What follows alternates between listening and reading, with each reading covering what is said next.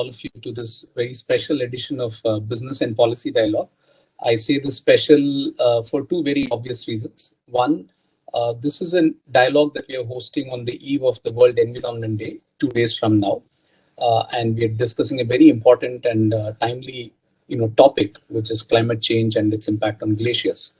And the other reason it's also special is because at ISB, one of the things that we do well, amongst many things, I suppose, is to work with our partners. And so we're very fortunate today to have the British Deputy High Commission Chandigarh as our partners for this event. This is a topic that is of interest to all of us.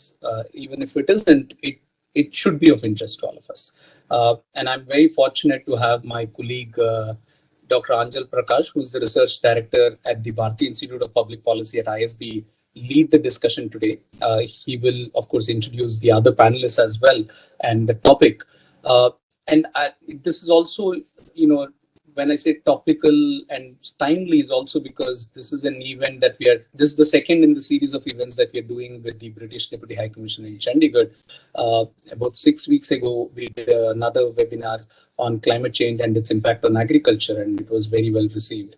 All of this in the run-up to COP26, which we know is just a few months away. So we hope that some of these events, inform us better in terms of where we stand, and more importantly, inform us better in terms of some of the actions that we need to take up rather urgently, if I say so. I won't be, again, like I said, getting into details of introducing the panelists here, but I just want to extend a very warm welcome to Professor David Hanna, Dr. Ulka Kelkar, Dr. Miriam Jackson, Sheikh Kunal Satyarthi, and of course to Anjal. But before I sort of request Anjal to take over, it's my great pleasure to welcome the Deputy High Commissioner in Chandigarh, Caroline Rowett, to offer a few remarks. She needs no introduction, as the cliche term goes. At least to us here at ISB, because in her very short stint of just over 3 months that she's been here in Chandigarh, we've already collaborated. We've had her visit our campus twice. We've hosted a minister from UK in March under her leadership. So I think, Caroline, if this is under lockdown, second wave of COVID, if we are able to accomplish so much in 1 quarter, then I'm only excited about what we can do going forward. But over to you for your remarks. Thank you. Guru, thank you very much. Yes, actually, that's well said. Now I think back, we have achieved a lot in a very short period of time, given the restrictions that are here. That's really given me a boost. So thank you for reminding me of that. But anyway, to move on. So I'm delighted to welcome you all today to the Business and Policy Dialogue on climate change and glaciers. And I'd particularly like to thank ISB for their cooperation with the Deputy High Commission on the webinars in the run-up to the COP26 later this year, as Guru has already said. And I'd also like to thank the panelists for sharing with us their expertise on glaciers and the important role they play. It's a subject of particular relevance in this region, where we have glaciers in Himachal Pradesh and Uttarakhand, where we saw the devastating impact of rising temperatures on glaciers in February this year. The benefits of tackling climate change are numerous and in the interests of us all, including cleaner air, healthier communities, sustainable economic growth, energy security, and a safer, more stable world. And lack of knowledge is no longer an excuse. We have more information than ever before to guide our actions. Recent reports have detailed exactly what is needed to achieve a climate-resilient net zero future and the solutions that will help us get there. We must listen to the scientific community and act accordingly. As countries begin to recover from the coronavirus pandemic, we must take this opportunity to tackle climate change at the same time, to build back better and greener. It is possible to deliver green recoveries across the globe that bring in good jobs, investment, and groundbreaking new technology. To keep the temperature of the planet under control, limiting its increase to 1.5 degrees, as agreed in Paris 5 years ago, science dictates that by the second half of the century, we should be producing less carbon than we take out of the atmosphere. And action has started. The world is moving towards a low-carbon future. Around 70% of the world economy is now covered by net zero targets, up from less than 30% when the UK took on presidency of COP26. And the UK is leading the way. Over the last 30 years, British governments have grown our economy by 78%, whilst cutting emissions by 44%. In 2012, 40% of our electricity came from coal. That figure is now less than 2%. And we will completely phase out coal power by 2024, and will end the sale of new petrol and diesel vehicles by 2030. We're introducing legally binding targets to restore nature and radical reforms to agricultural subsidies. We have a 10-point plan for a green industrial revolution to help us reach our climate commitments while creating thousands of highly skilled jobs. We're doubling our international climate finance to help developing nations with over £11 billion a year by 2025. And we'll be planting trees on 30,000 hectares of land in the UK per year by 2025. India is also taking impressive action on climate change and the restoration of ecosystems, including plans to install a massive 450 gigawatts of renewable energy and to restore 26 million hectares of degraded and deforested land by 2030. This commitment to climate and nature makes us natural partners. Our Prime Ministers agreed at their virtual summit last month to strengthen joint work on clean energy and climate change and develop a new joint partnership on forests. But moving on to glaciers, our topic for today. I've witnessed the impact that global warming is having on them at first hand only a few years ago. I was on holiday in Chamonix in France and went to visit the Mer de Glace near Mont Blanc. In 1988, it would have taken 3 steps down to reach the glacier. When I visited in 2018, only 30 years later, I had to walk down 500 steps to reach it. It was a long way down, and it was a very long way back up again as well. But as I walked down, I passed signs marking the decrease in the level of the glacier from 1985. It was sad and shocking to see how much and how fast it has melted in that short space of time. Closer to home, my current home being Chandigarh, incredibly, there are over 30,000 glaciers in the nearby Himalayas, forming part of intricate geographic and climate systems and feeding some of the most important river systems, providing water for millions of people. But changing climate patterns and rising global temperatures are melting the glaciers. Studies have shown that if carbon emissions are not cut drastically, about a third of these glaciers will disappear this century with a devastating impact. There's a lot we can do together. To inspire us along this path, we are keen to share experiences by setting up events like today's session to raise awareness and inspire action. So without further ado, I'll hand over to Dr. Paquette to start the discussion. Thank you. Yeah, thanks so much, Caroline, for your very interesting talk and setting the background. So I would not be able to take this further in a sense that you have really beautifully put the canvas on which we will be discussing. Thank you so much for that. So it's time for me to then straight away introduce my panel, and very esteemed panel for the day. We have Shri Kunal Satyarthi. He's the Indian Forest Service officer, and he's presently the principal of the Central Academy of for State Forest Services, which is under the Ministry of Environment, Forest and Climate Change, Government of India. So welcome, Kunal, on board. If you could put on your video, we could also see you. So Kunal, welcome on board. We have the second speaker of the day, Dr. Miriam Jackson. Miriam is the program coordinator of the Cryosphere Initiative under the River Basins and Cryosphere programs of AC Mode, the International Center for Integrated Mountain Development, based out of Kathmandu. We have very eminent personality, Ulka Kelkar. She's a prominent personality. She writes a lot on the media, as well as part of the World Resources Institute. She's the director of the climate program there. Very eloquent person, one of the strong voices for climate change. And last but not the least, we have David Hanna. He's a professor of hydrology, UNESCO chair of water science, and at the University of Birmingham and in United States and United Kingdom, and he joins us live from there. Thanks so much, David, for joining us, and I enjoy reading your paper and the scientific that you do, especially the one which is to me from water to me to water for all. You're trying to the democratizing the water value is a very interesting paper that we've written recently.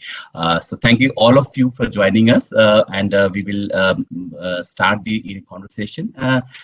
The whole issue of glaciers and climate change. This issue has been on the block for quite a lot of time, in a sense that couple of decades before that this whole issue has been started, especially in the context of global warming. I remember in 2017 when I was invited to be part of the IPCC special report on oceans and Glacier, and Miriam and I both worked on this report where we looked at two interconnected systems, the oceans and the Glacier, which is the frozen part of the world, and the glacier is part of this thing. And we concluded that the climate change, is impacting our glaciers, and especially in this session, we'll be talking about the Himalayan glaciers because this is something that is impacting people and the lives of the people more closer home in the South Asian continent. And so, before we take this forward, I'll request each of my panelists to just give us an opening remark in terms of the issue that is at hand and how they view about these issues, and we'll go forward. And the format is that we will have a question and answer, kind of keeping it more conversational, and followed by we will open it up for question and answer from the larger people who have joined us. And I was told about 200 plus people have already registered for this webinar. Plus, there'll be people who will be joining live for this webinar. So I look forward to some very intriguing questions from the general public as well. So let me first go over to Kunal. Kunal, over to you for opening remark. Thank you, Anjal, and thanks to the British High Commission and the ISB for giving this opportunity to share my thoughts. And I will be doing, I have handled Climate Change Center for 3 years, but in the presence of David and Miriam and Ulka, I'll not venture into that dangerous domain. I'll let my forester and botanist, forester by profession and botanist by academics, speak about this issue. Maybe glaciers data I have about all the rivers and the current data also, but that I'll share a bit later. I'll not bore with that. So as far as the forester and botanist in me is concerned, I'm worried about 4 or 5 things which are very pertinent. Having worked in the Himalayas for around 20 years and trekked to those passes and those glaciers, some of these important points that I've noticed, and just like to highlight them initially, and then I'll share all the data about what is happening to the glaciers. Everybody knows, river-wise, I can tell you what has gone wrong. But the major issue that is affecting people and forest is because of the glacier loss is the change of crop pattern. And you already had a webinar on that, and I have seen people just changing crops without knowing the technical term called vernalization, such a difficult thing to pronounce. They don't know that that requires, most of the Rosaceae family requires a minimum temperature to flower, and the plants, trees don't flower, and people move to different crops. And that is a classical change because those crops require a lot of water. It's a vicious cycle, and a lot of fertilizers and insecticides and pesticides, and the whole of the mountains, Himachal Pradesh and Uttarakhand, have gone through this problem. So that is my first take. That is, I don't know how to mitigate that. We did a lot of study, and we'll have to go back to our traditional grains and crops. That will save us from climate change. That will also give us enough nutrition to survive things like corona and stuff. So that is my first point. Second point, from a forester's perspective, it is that we are having, it's not a very conclusive report now, but we have a lot of projects running looking at the timberline. Is actually the timberline moving into the alpine pastures? Are my lower conifers climbing into the higher conifer zones? And that will take time. That will take 120 years for the Citrus deodara to climb into Abies pinrose area. But in the initial reports that we see, the trees are climbing. And that is scary because they will have to go up to the mountain and tumble the other side, almost like what they did during the glacial era. But trees are moving by regeneration, not by physically moving. They're shedding their crops, and the crops are regenerating in higher zones than normal. And that is true about faunal species also. I had a recent picture, same spot in the Uttarakhand mountains, you have a picture of snow leopard. Same spot, you have a picture of the normal leopard, which has never happened in the history of this. May have happened, but not captured on the camera at the same place. So this is causing a lot of disturbance. The third point I like to highlight, I'm not going to glaciers by choice because I know I'll go into the in a different zone. The third point is the change in phenology, and trees are flowering very fast, and it is proven. Trees are flowering fast. I live in a city which is in the foothills of Himalayas in Dehradun, and I do a lot of bird watching. Birds are migrating at erratic times. If the flowers is flowering, if rhododendron is flowering 2 months early in Mussoorie mountains in the Himalayas, the birds and the insects have to reach there in time, and that is causing a lot of confusion. I see birds at very odd times. A lot of migratory birds are in a hurry right now. They got delayed and they're going up because this year the snowfall has been good in the mountains. So I don't know. Some guys were migrating 2 months earlier last year, and this time they are migrating 2 months late. Must be a lot of problem for the insects and the birds. So I thought I'll highlight some of these erratic weather conditions. Soon, July, August, I'm waiting for that. All the newspapers will be full of cloudburst, flash floods, so many people gone, and this will repeat. This will keep on repeating. And I don't want to go into Gloff, and I'm aware about the number of moraine dammed lakes that are sitting in the mountains of Uttarakhand and Himachal Pradesh. I have live numbers. We monitor them on LISFORM satellite platforms. I do not like to scare people, but there are a lot of these lakes sitting on the mountains, ready to come down. You'll have more of them coming out. I think David will, from the amount I know about that, David would be highlighting that future, but I'll give you more ideas about what is happening on the ground reality. So that is my, I know I'll not speak anymore. That is my introductory remarks. I'll speak about glaciers a bit later. Thank you so much. Yeah, thanks, Kunal. We'll come back to you because a lot has to be discussed with you, especially coming to the Himalayan states and what the impact it has. Let me cross over to my colleague Miriam Jackson, my former colleague from EC Mode. Miriam and I also worked, as I said, in the SROC report by IPCC, and she's now joined as coordinator of the Pasture initiative. This initiative is monitoring glaciers across 8 countries in the Hindu Kush Himalaya region. So, Miriam, over to you for your thoughts, your opening remarks. Okay, thank you very much, Anjal, and thank you for the invitation. So, hello, everybody. Good afternoon. And talking about glaciers is actually one of my favorite things to do. I started studying glaciers in the late 1980s in Antarctica. And at the time, there wasn't much known about Antarctica. And it was very hard to get there. It took actually a couple of weeks just to get to Antarctica. It took another week or so to get to our field site. And we didn't even know what our field site really looked like from the air. And we got the first high resolution satellite. When I say high resolution, it was like 1 kilometer resolution satellite images about 1989. And this was amazing because we could actually see the area where we were studying. And that was such a help. And then I got a PhD and moved to Norway and was studying the glaciers there. And there was a lot longer time series. I've been studying glaciers there for decades. And people lived a lot nearer to the glaciers. It was easier to get there. You could, once you had flown or driven somewhere, you could then walk the rest of the way or ski, or even using helicopters and snowmobiles. So it was very easy. And then I was involved in a project working on glaciers in Bhutan. And at the time, there were no regular measurements on glaciers in Bhutan. So we started those. And it was very different. Again, we didn't know much about the area. To get to our field site took nearly a week. The people I was working with, most of them none of them had been there before. Most of them had never seen a glacier before. And so it was a lot of effort to start these measurements on one glacier. Now in the Himalayas, in the Hindu Kush Himalaya, there's about 54,000 glaciers. It depends how you actually count them. But anyway, there's thousands and thousands of glaciers. And it was a huge amount of effort to measure just one of them. In recent decades, there's been a lot more measurements from satellite images. So the resolution now is improved immensely since my time in Antarctica. Access to them is a lot easier. And they're very, very useful. There's been some really useful studies to tell us what's happened to glaciers in the past couple of decades, also in the Himalayas.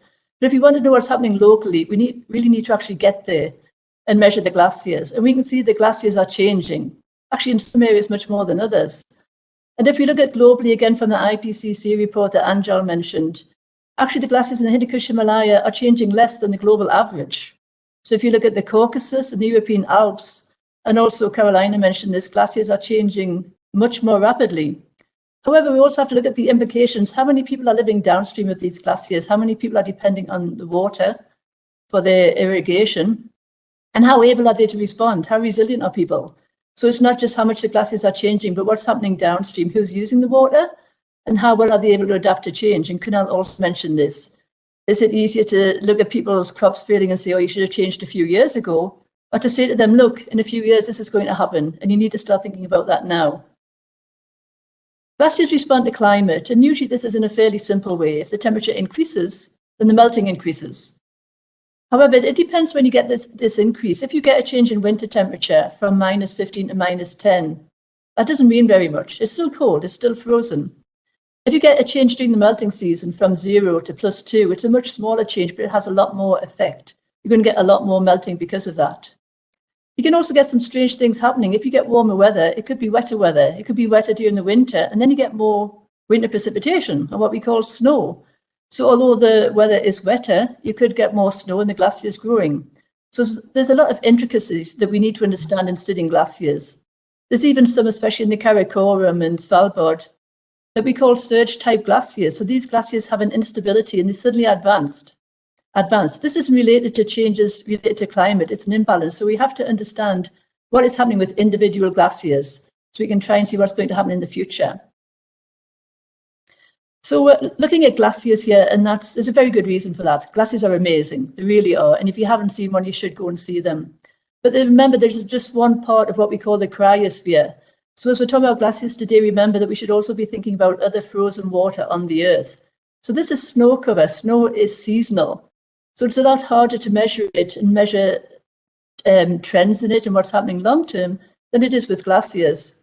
There's also something called permafrost. This is frozen ground, and permafrost is pretty much invisible. When there's changes in permafrost, the effects are very visible and also very dangerous for many people. But we should remember that we not just focus on glaciers, but also think about the rest of the cryosphere. Also, for studying glaciers, it's very important to do long-term measurements. You can't really go and measure a glacier for a year or two and get anything useful. It's also, so that means that instead of running out and measuring 10 different glaciers, it's much better to measure one and keep those measurements going and expand if you can. We also need to coordinate the work. If you're going to have 10 different institutes measuring 10 different glaciers in 10 different ways, how do you compare those results? It makes it very hard, and also comparing it internationally. So we really need to collaborate in doing this work. And most importantly, when we have our data, we need to share the data. Thank you. I'll stop there. Thanks, Miriam. Very informative, and the insights that you have, especially coming from the Hindu Kushima region, is really nice. And we'll have a conversation further as well. Let me just go over to Ulka Kelkar. She's the director of climate program, the World Resources Institute India, and they do a lot of data deciphering, in a sense that they also have a program which reaches out to general people. So Ulka, over to you for your opening remark. Thank you very much, Anjal, and thank you so much to the organizers. It's raining very heavily outside here, so forgive me if you hear a lot of background noise. I wanted to start by mentioning a very recent report that has come out from the WMO, which said that in the next 4 years, there's a 40% chance that the Earth as a whole will breach this psychological threshold, as we say, of 1.5 degrees Celsius temperature, higher than pre-industrial levels. The important thing to remember over here is that for places like the Himalayas, this 1.5 degrees Celsius threshold has already been breached. Parts of our world are already warmer than the average, which is 1 degree Celsius. So this is a sort of backdrop against which we are discussing issues of glaciers, which are in some sense the most sensitive, in some sense the indicators of, the earliest indicators of change that is already happening. The second recent article that I wanted to talk about is a rather provocative op-ed by an economist. So I'm an economist by training, and economists like me should not be talking about glaciers. But Swaminathan Ankaleshwara Iyer, who has a regular column in the Times of India, surprisingly reviewed a series of research studies, journal papers, which were about the impact of glacier melt on downstream water availability in the Ganges River Basin. And actually, there were 3 studies. There's a study by Yu et al., which said that the contribution of glacial melt in the river flow in the Ganga is about 19%. There was a more recent study by Immerzeel et al., which was the sort of warning one, which said that 40%, as much as 40%, especially in the dry summer months, comes from glacier melt. And Swaminathan Iyer wrote about a more recent study Sorry, I'll just turn off my video. I think I have low bandwidth. Yeah, that's fine. Temporarily. Yeah. So Aminathan wrote about a more recent study by Armstrong et al., which found that glaciers contribute only 4% of downstream water availability in the Ganges. And the argument that they make is that there is a confusion between snow melt and glacier melt, and that the bulk of the downstream water availability will continue to come from the Indian summer monsoon rainfall. So there's nothing to worry about, was the rather provocative conclusion of this op-ed by this economist. In light of this, I think the point that Miriam made, which is what else is also changing, becomes very important. How is the Indian summer monsoon going to change with climate change? We don't know very much about how patterns of rainfall will change. Even if the aggregate does not change, the frequency, the proportion that falls in extreme rainfall events on fewer days, perhaps interspersed with dry spells, we don't really know for sure. How will winter snow change?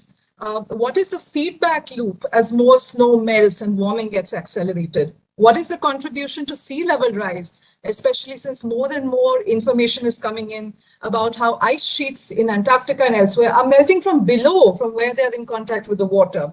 And so there's a lot of now concern that in some sense, IPCC estimates about sea level rise are quite conservative, and the reality might be a little more worrisome. The second question that I want to ask beyond what else is changing is what is the impact on, for example, sensitive plants, animals, insects that depend on the cool water, the stream habitat that is fed by these glacial melt.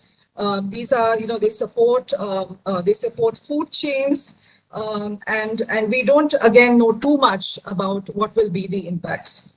The third question I want to ask is what is the impact on mountain dwelling communities who use these streams, springs that are drying, pasture land and farmland as well.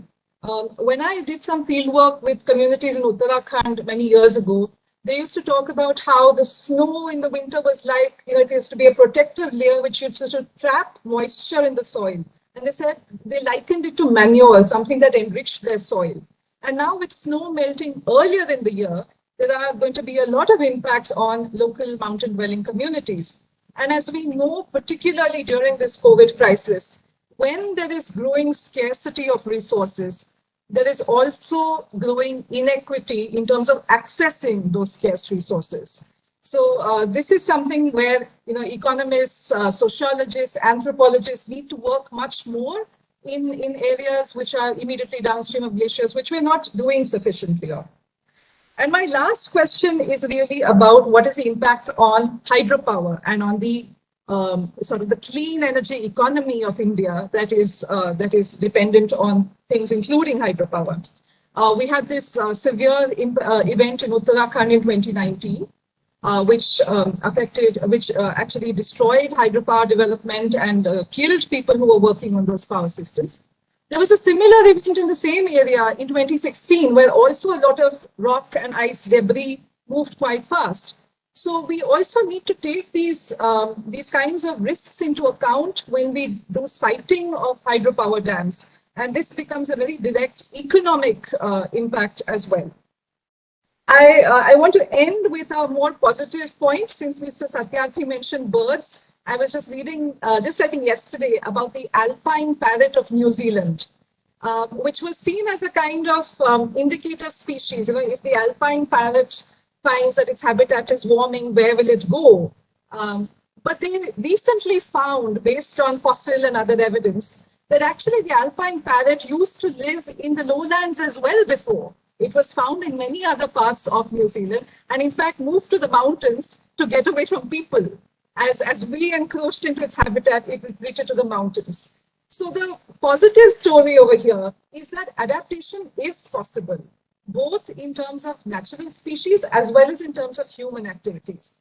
The problem, of course, is that the rate at which we are having these changes happening might just exceed our ability to adapt, or certainly your species' ability to adapt.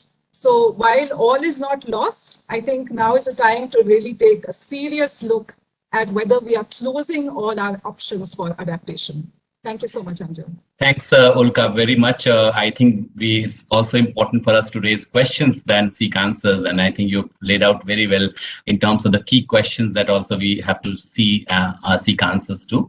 Let me cross over to David. David has been a professor of hydrology and has been writing the very scientific work that, David, you've been doing on these issues. So over to you for your opening remarks. Thank you very much for the introduction. And good afternoon, everyone. It's a real pleasure to be part of this panel discussion on climate change and glaciers. Thank you very much to the organisers for the invitation and for putting together what I think is a very thought-provoking discussion. So as well as being Professor of Hydrology at the University of Birmingham, I also hold a UNESCO Chair in Water Science.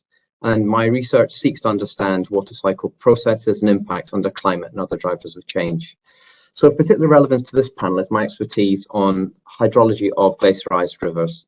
And this includes working on glacier climate, meltwater drainage and runoff processes. And we've been doing this through field observation and also virtual modelling studies. So I've been working in logistically challenging high altitude and high latitude cold environments for over 25 years, doing research on snow and ice covered watersheds across Europe's mountains, in the Andes, in the Arctic, in New Zealand, and also in the Himalayas, largely working in Nepal since the 1990s. But we have a current WMO funded project in the Uttarakhand Basin with colleagues at IIT Roorkee. So what I'd like to do in these opening remarks is to bring together this work to provide some reflections on glacier change and in response to climate. And what I want to do is to affirm a sort of overarching statement or a key takeaway point, which has already been made by others, but I want to make it very strongly that glacier shrinkage is driving global changes in downstream systems. And this is due to very strong coupling between our climate, the cryosphere, the hydrosphere, the geosphere, and the biosphere, including people, in these very sensitive environments. To illustrate this statement, I'd like to make 5 points about the importance of glacier-fed river basins and also the impacts that are occurring under climate and global change. The first point I'd like to make is that glaciers cover 10% of the Earth's surface, but they're shrinking rapidly in most parts of the world, leading to cascading impacts downstream. The previous focus, has already been mentioned today, has been often on sea level rise with lesser consideration of runoff and water availability. But these changes in hydrology are really vital downstream to ecosystems and also to people's livelihoods. And in terms of hydrology, glaciers import a really unique footprint on river flow, and glaciers are often the only water resource during the low flow season. The second point I'd like to make is that changes in river hydrology and also their morphology caused by climate-induced glacier loss are projected to be the greatest of any impact on any hydrological system in the world, with major implications both for those river systems and nearshore marine environments. The loss of snow and glaciers will result in distinct changes to the timing and magnitude of runoff peaks. As has been mentioned already, river flows are typically at their peak in the summer due to meltwater release, and they're really important in buffering during the dry season when precipitation is low and air temperature is high. So it's expected in the long term, after perhaps an initial increase as the frozen waters are released, that will be an ensuing what's called negative mass balance, glacier shrinkage, and that regular buffering that the glaciers provide to the annual water cycle will become less reliable in terms of the summer peak, and that the river flows will be much more sensitive or spiky to precipitation episodes. The third point I'd like to make is that current evidence indicates that as glaciers shrink and the hydrological regime alters, we'll also have changes to sediment transport, to biogeochemistry, and to contaminant fluxes in waters from the rivers into the oceans. So the changes in glaciers are going to disturb global and regional biogeochemical cycles. For example, at the global scale, there's a lot of ice-locked organic matter, carbon matter, and it's quite substantial. And it's unexpectedly high for what might seem to be quite barren, hostile environments. So the dissolved organic carbon concentrations are low, but because of the volume of waters in glaciers, they actually generate quite a lot of dissolved organic matter export. Also, the fine glacial sediments promote the process of nitrification, so glaciers can be net exporters of nitrate to downstream systems. But perhaps most significantly, and as picked up by the media, deglaciation may result of the release of legacy pollutants, which have been transported and stored in glaciers from industrial activities elsewhere, and these are being released into fragile ecosystems and impacting on vulnerable mountain communities. Fourthly, my fourth point, these changes in water quantity and quality have profound influences on the natural environment, including facets of biodiversity and the ecosystem services that these river systems provide. There's already evidence for biodiversity loss and perturbed food webs, and disappearance of endemic species and reduced genetic diversity at regional scales. There are also impacts on the migration of fish through river corridors, which has significant economic impacts. Linked to this, the seasonal predictability of glacier response impacts upon a range of ecosystem services, spanning ecosystem provisioning, regulating, and cultural services. So glacier water storage and release is perhaps most prominent in terms of the provisioning of ecosystem services for people through, as already mentioned, navigation, hydropower, human consumption of water, irrigation, inland fisheries, tourism, and religious beliefs, to mention but a few. My fifth and final point, and this is hopefully a hopeful point, is that we need to realize that humans and society must adapt and try to mitigate these broad range of impacts that I've mentioned already as glaciers begin to reduce. So glacier loss will result in some quite interlinked effects on freshwater systems and on ecosystem services.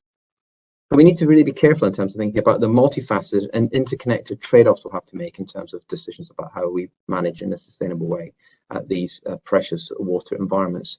So we need suitable and sustainable management strategies to develop and to have them implemented. So things that have already been mentioned, like less intensive water agriculture, thinking about natural storage within catchments in water stores other than glaciers, such as wetlands.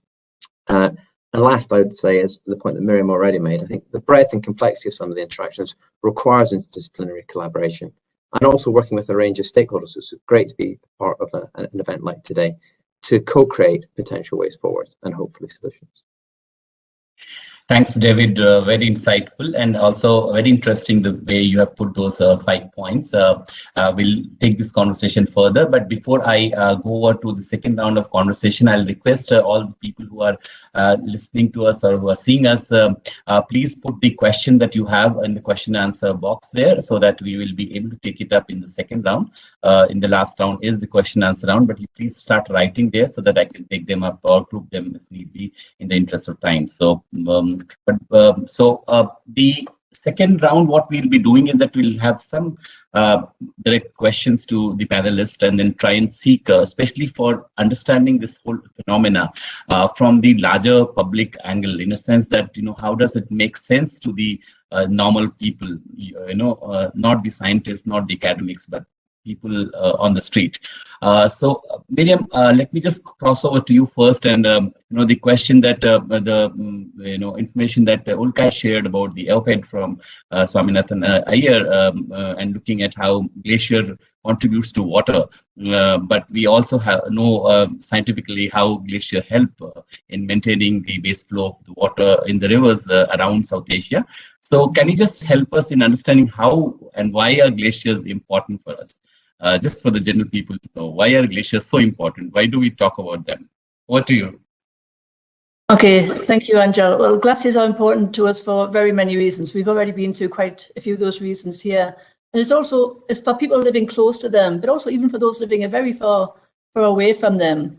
One thing that's been mentioned is glaciers act as storage for water. It's a kind of savings bank. So in hot, dry weather, if you've got little rain, if it's hot, you need more water, then that's where glaciers sort of step up and, contribute water to the system.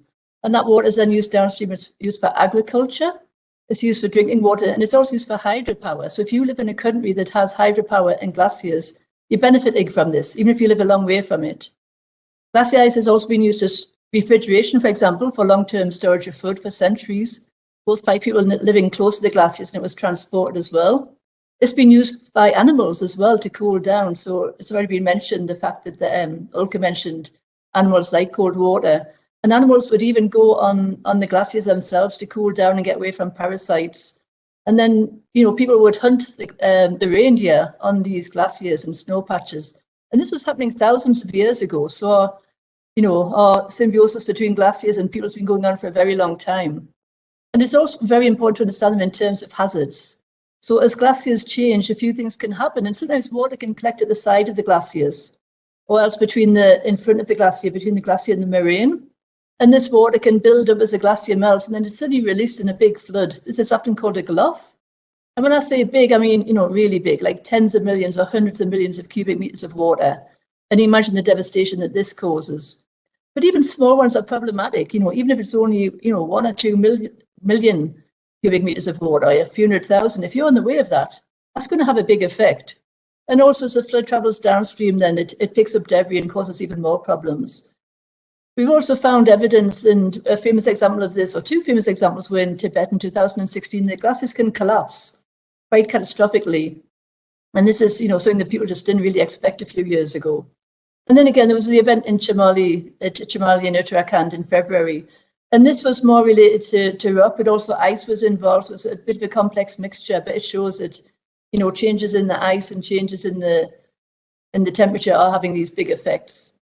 Another thing that's been mentioned is sea level rise. So again, if you're a long way from glaciers, you can still be affected by sea level rise if you're living at quite a low elevation and close to the coast. And the biggest potential response to this is from Greenland and Antarctica. If you melt them, all the ice on the Earth, this is where most of the effect's going to come from.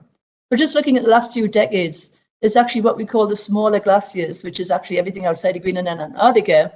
And they've been contributing, about as much or the same as Greenland, or possibly even a bit more.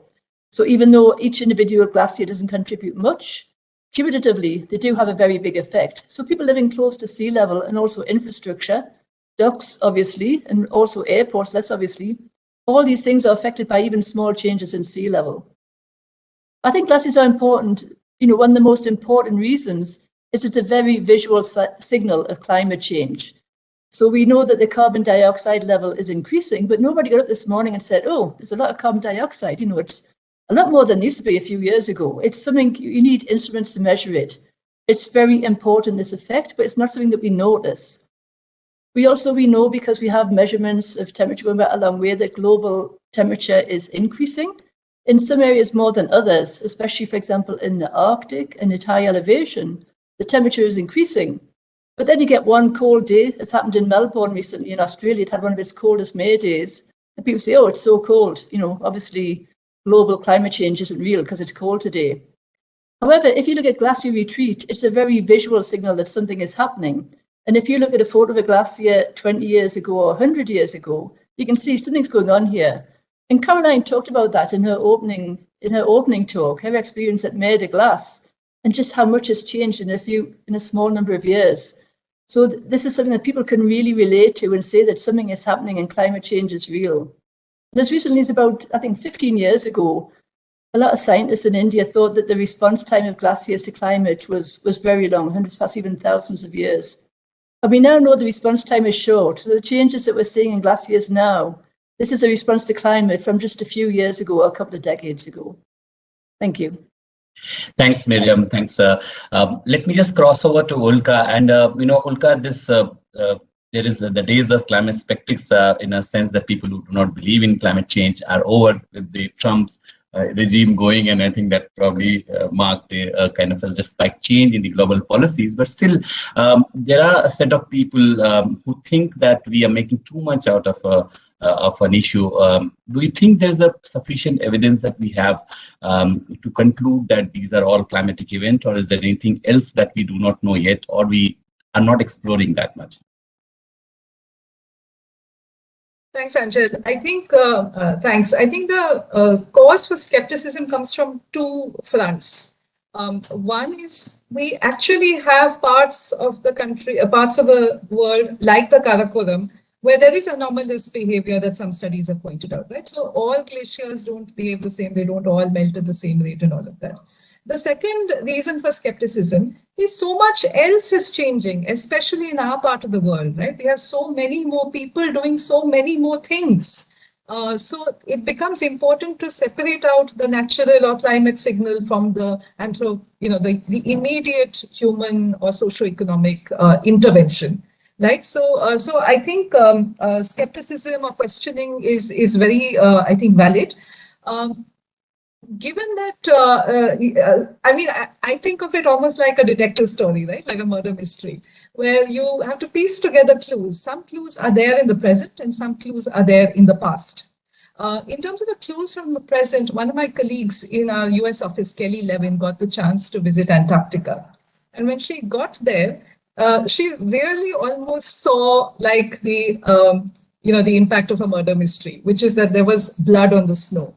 By that I'm being very dramatic. What I mean is that there is a kind of snow called red watermelon snow, and this is caused by a certain algae which changes its pigmentation in order to protect itself from radiation when the temperatures rise. So this is what is called watermelon snow. And it's a kind of feedback loop because darker snow will obviously melt faster.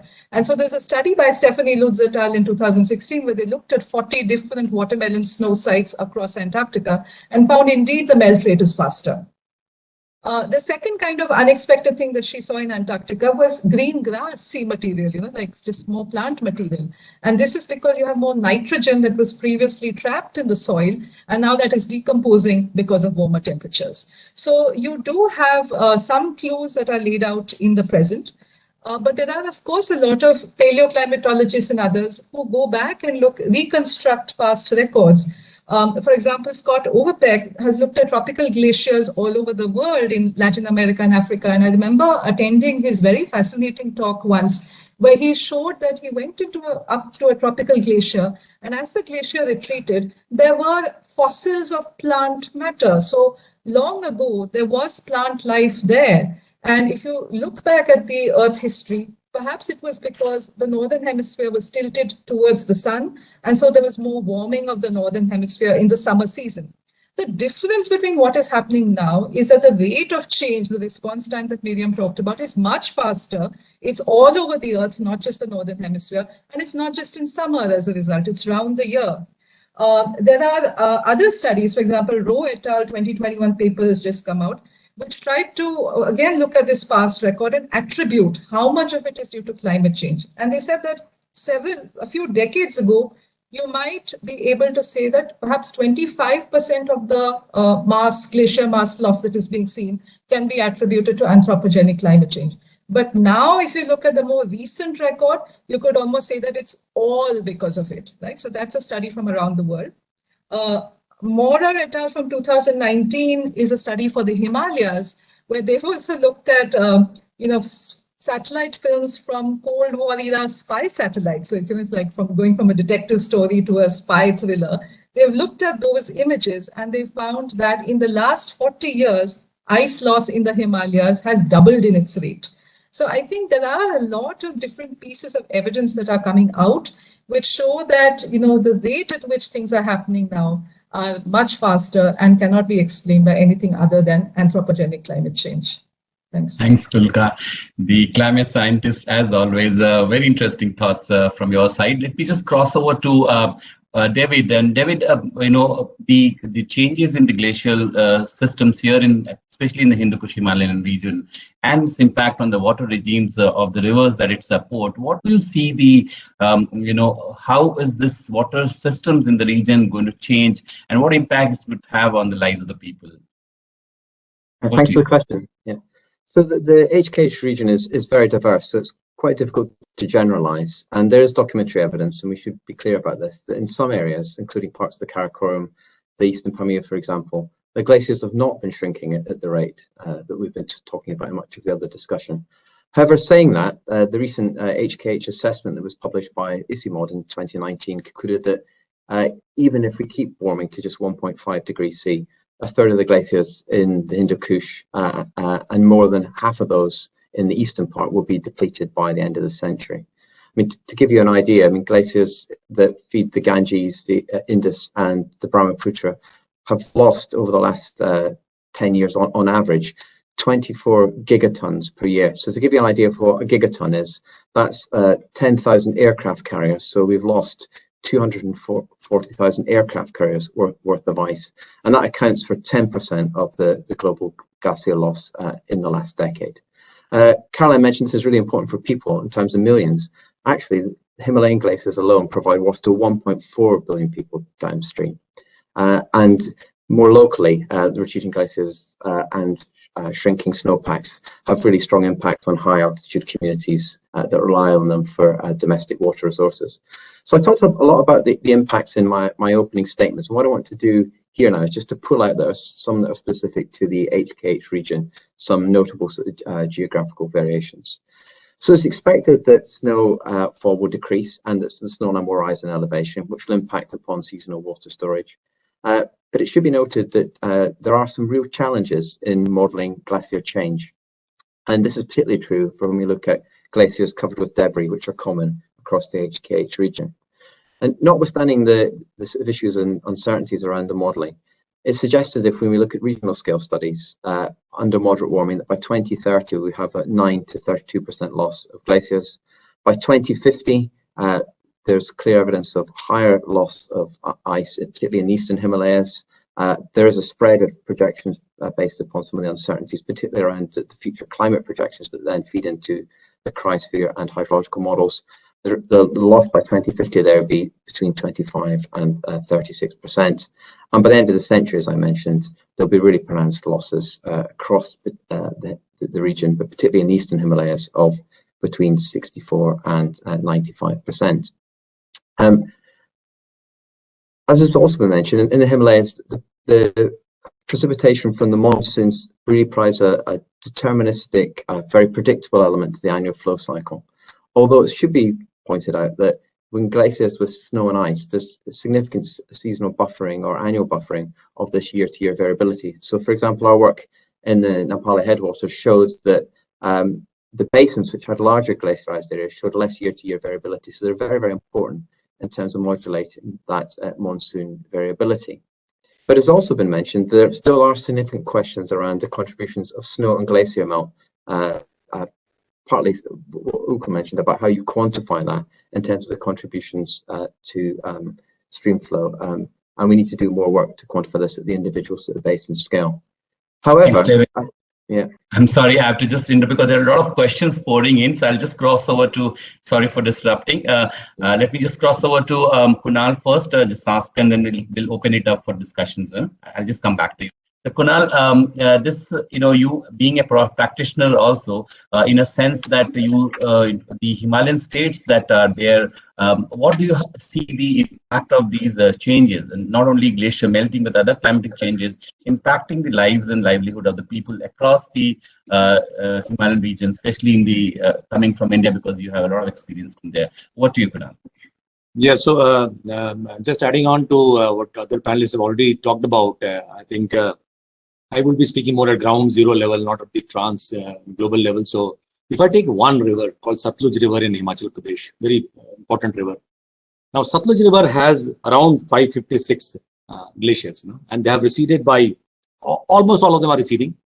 Number of glaciers are increased, in fact. Numbers of glaciers increased for the audience. If the numbers increase, it doesn't look like increase in forest cover or increase in tiger number.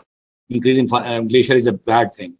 And the numbers have increased in glaciers across Himachal Pradesh, where I've worked for a very long time. So that is very important. And somebody raised about the importance of GLOF. I was looking at the figures of 2019 vis-a-vis figures of 2001. At times I used to tell my bureaucrats and politicians about the figures of GLOF rising, and they used to tell, don't give it to the media, because the numbers are scary. Number of moraine dammed lakes in Himachal Pradesh has almost risen by double in a decade. And they're setting time bombs. We can keep on saying later that Kedarnath tragedy happens or one lake has disappeared. I can scare you by saying there are so many lakes above 10 hectare area, between 5 and 10 hectare area, which should be monitored very, very regularly. Easier said than done. Satellites have their limitations. On ground zero, you can't reach these places. I borrow from Miriam's statement, you should see a glacier. A lot of people talk about glaciers, and I've never seen a glacier. And I've seen experts of glaciers who have not gone to a glacier. If you hike to a glacier in the Himachal Pradesh or in Uttarakhand, you'll feel very humble. They make you feel very little. You're not nobody in front of them. They are huge things. And from a cultural perspective, I've gone to some of the glaciers 10 years before and 20 years before. I was told to take out my shoes because you're not supposed to go into the glacier area because they were worshipped by local people. And to a small lake, if you go there, you have to take a dip every year and bring a plant of Sosuria, which is called Brahmakamal, back from there. But those were the days. Now that cultural disconnect from glaciers and lakes is enormous in the mountains. People have lost that connect, and a lot of people are talking about glaciers who have not gone to a glacier. So that is one small caution I thought I'll put there. But the numbers of moraine dam lakes, number of landslide and flash floods in Himachal Pradesh and Uttarakhand have risen drastically. much beyond imagination of local people. And the corollary, because everything develops in the mountains along the rivers. You know, every city or every religious place or every big town is along the rivers. People like to build hydropower projects come along the rivers. Yes. Yeah, sorry. So I think Kunal, I have to just stop you because I have 5 minutes and there are a lot of questions that come, so I'll try and direct them so that at least we can cover some grounds on the conversation that we have. Yeah. So let me just, Miriam, there's one question I thought it's important for you to probably look at it. The question is coming from Bhaskar Shailesh, and he's asking, with the average temperature rising every year, what is the climate change going to be in Siberia in the next 100 years? And the follow-up question, which I'm not sure if you'll be able to answer, but it says, will it make Russia power with respect to climate? But I'm not. You can choose part of it to answer. The question is the rising temperature in Siberia, and what it will be like for the next 100 years. Miriam, over to you. Okay, thank you, Angel. It's not really my field, but as I said, there is generally a pattern of a global increase in temperature, and this pattern isn't consistent. So it's going to be more in some areas than others. And one of the areas where it's more is in the high latitudes, so in the Arctic region. So the Siberia will get warmer than the global average. And this is probably good news for a lot of people. It's also bad news getting back to the permafrost. So if there's permafrost in these areas and there isn't over much of Siberia, then it's permafrost is going to start thawing. And building on that is a big challenge because you really have to take this into account. Okay, I will request. Yes, I'm sorry, there was some break in your maybe internet connection. But anyway, I'll request you to be slightly shorter in your response because I'm trying to cover as much as ground in next 4-5 minutes. Thank you so much. David, there's a question about UK-India relationship and what are the opportunities from policy science and research side that you see this collaboration can happen between UK and India? Over to you, David. Very short answer, please. Yeah, so I think that there's good potential for feeding sort of science into sort of policy and having sort of appropriate sort of interfaces there. One of the ways we're doing that, for example, is through the UNESCO Chair in Water Science at the University of Birmingham, and we've also just established a new what's called UNESCO UniTwin in hydroecological interfaces that includes colleagues based at IIT Roorkee. So I think it's important to have that scientific dialogue and then work through important influencing organisations to pull that through to appropriate sort of policy domains. So it's one thing to do the science, but we need to tell people about it and tell the right people about it to get and make sort of real change. Thanks, David. Kunal, there's a question, a very provocative question from Harish, is asking about the private forest and then the Forest Act, which is introduced. So, you have any insight into that? Quickly, if you can just tell us. As we call in bureaucracy, it is beyond jurisdiction and beyond the webinar topic. But I'll answer that private forests in India are still under the conceptualization stage at the ministry level and the stakeholder consultation. It has not seen the light of the day today. Vis-a-vis UK, where most of the land is held by private landlords, and India, most of the land is held by the government. And the community manages some of the lands in Northeast India. A lot of examples of community management of forests are available in India, but private forest is still a futuristic thing. Yeah. Okay. Ulka, there is a question on by Apurva, and she's asking about the regulations of government putting on industries to stop climate change. And I remember reading one of your op-ed in Indian Express about net zero and why India should be going and how businesses are also should be contributing. So what is your thought, Ulka, on this? So far, it is mostly voluntary. I think the only regulation that is there is the Perform Achieve Trade scheme, which is an energy efficiency trading scheme rather than a carbon trading scheme. Apart from that, voluntary initiatives by industries are not enough, especially the large industries like cement, iron and steel and others, which are the major contributors to emissions, do need to do much more in terms of switching eventually to a hydrogen-led economy, and to reduce process-based emissions in addition to energy-based emissions. Thanks, Ulka. I just have left with 1 minute, so I don't want to spend more time. There's a lot of questions here, but probably that shows that there's an interest in the community on these questions. And we should probably do some more of these kind of webinars so that we can be more answerable to the people who have been asking these questions.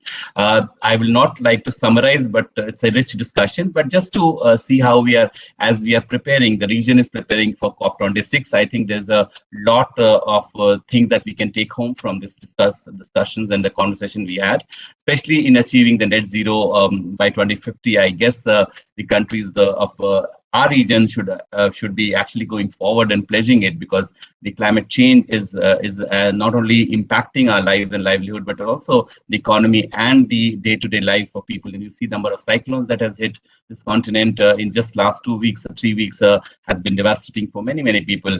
Forest resources and the water resources are at risk. So with this, I like to close, and then I thank everyone, all the panelists here, David, Kunal, Miriam, and Ulka for very insightful discussions. And over to you, Guru, for remark. Over to you. Thank you so much. Anjal, thank you very much. I think the fact that we have had such an engaging audience, and the questions, I was looking at the questions in the Q&A and the responses. I always believe that these webinars are good when they're ending on a high, when there's a yearning to do more and to listen to more of these things. So I think on that, just on that particular point, I think we're in the right spot. On my personal behalf, on behalf of the Indian School of Business and on behalf of the British Deputy High Commission, our partners for this event, I want to thank you, Anjal, for doing an excellent job of convening this panel and for doing this session.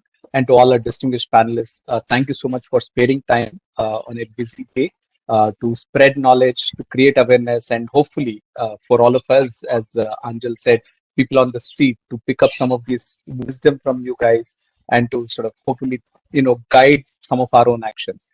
Thank you very much. And to all our audience who have tuned in on Facebook and on the WebEx, thank you very much. I hope you found this session very useful and informative. Carolyn, thank you very much again. Thank you. Thank Bye. you so much. Thank you.